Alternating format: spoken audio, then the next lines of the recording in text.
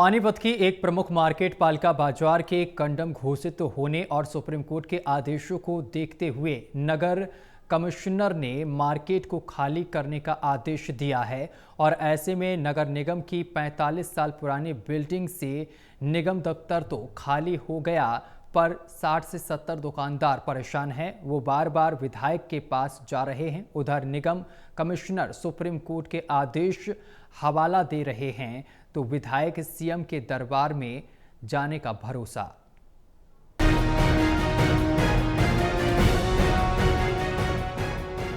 प्रदेश में विधायक का अपना रुतबा होता है।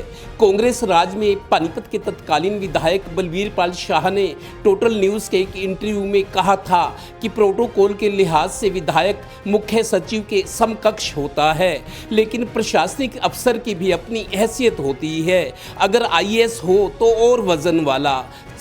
पानीपत में नगर निगम कार्यालय के नीचे बना पालिका बाजार शहर की एक प्रमुख मार्केट है, पर 45 साल पहले बना नगर निगम भवन और नीचे बनी मार्केट को पीडब्ल्यूडी ने कंडम बिल्डिंग घोषित कर दिया है।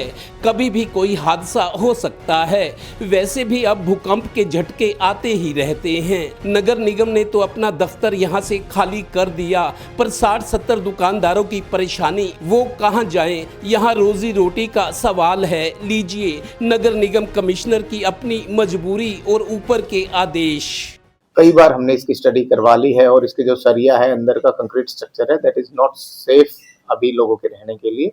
तो उसी क्रम में भी माननीय सीएम साहब की सीएम अनाउंसमेंट हो गई है कि इसको पूरे को तोड़ के रीडिजाइन करके रीडेवलप करके एक नया शॉपिंग कॉम्प्लेक्स जो बनाया जाएगा। और इसके साथ ही मैं बता देता हूँ कि माननीय सुप्रीम कोर्ट के आदेश है कि जो बिल्डिंग आपकी एक बार कंडम घोषित हो जाती है या जो जर्जर हो जाती है, उसमें टेनेंट का कोई राइट नहीं रहता है दोबारा रहने का। तो क्योंकि जान माल का खतरा है और कभी भी पब्लिक इमरजेंसी बन सकती है। तो कल मेरे पास पीएनबी बैंक वाले आए, उन्होंने 1 महीने का टाइम मांगा है। वो मेजर टेनेंट है, वो खाली कर लेंगे। बाकी सभी लोगों से भी अनुरोध है कि जितना जल्दी हो सके इसको खाली करें। डरे हुए ये दुकानदार पानीपत शहरी के बीजेपी विधायक प्रमोद विज के पास जा रहे हैं। हुजूर कुछ करो, यहाँ नेताजी की सियासी मजबूरी और सपोर्टर्स का ख्याल है। मेरी बात हुई है, कमिश्नर साहब से बात हुई है, सीएम साहब से ही मुझे ऑर्डर कराना पड़ेगा कि इसको अभी थोड़ी देर के लिए वेट करें, जब तक कि सीएम साहब के निर्देश के हिसाब से जब एक टीम इंडिपेंडेंट आगे इसका सुपरविजन करे, उसका क्या रिजल्ट आता है देखेंगे। चिंता की बात है, दुकानदारों के पास जाने के लिए भी कोई जगह नहीं है। आसपास कई उनको दुकानें नहीं मिल जाएंगी, इतनी 50-100 दुकानें की वहां जाके काम शुरू कर रहे। और फिर जो गद्दी एस्टेब्लिश होती है ना, जो गद्दी इतने साल से चल रही है, धंधा वही होता है, बिजनेस वही होता है। गौरतलब है कि अब मामला सीएम के दरबार में ले जाने की तैयारी है। सीएम अपने विधायक की अनदेखी नहीं कर सकते, ऊपर से जनता जनार्दन पिछले 40 साल से है और नीचे का जो ग्राउंड फ्लोर है बिल्कुल सही हालत में है।